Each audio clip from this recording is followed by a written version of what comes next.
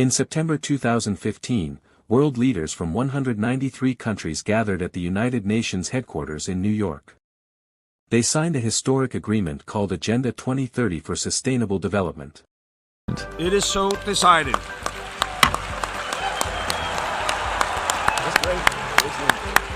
This plan included 17 goals and 169 targets, promising to eliminate poverty, reduce inequality, protect the planet, and bring peace to humanity by the year 2030.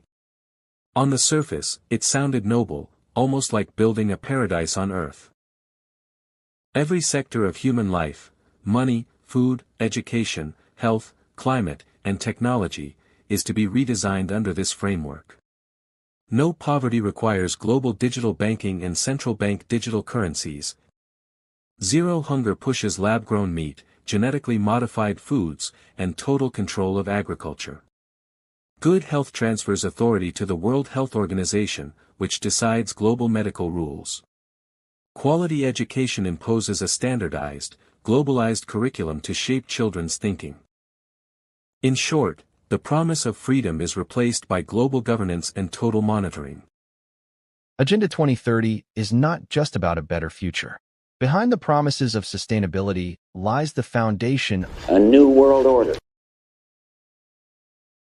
A system where every aspect of human life is monitored and controlled.